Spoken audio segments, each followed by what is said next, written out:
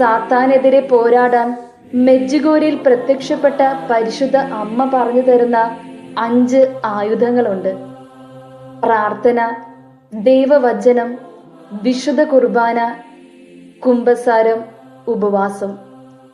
ദൈവത്തോട് ഒരു സുഹൃത്തിനെ പോലെ സംസാരിച്ചുകൊണ്ട് പ്രാർത്ഥിക്കുവാനും ഭക്തിയോടെ ജപമാല ചൊല്ലി എല്ലാ ദിവസവും വിശുദ്ധ കുർബാനയിൽ പങ്കെടുക്കുവാനും അമ്മ ആഹ്വാനം ചെയ്യുന്നു.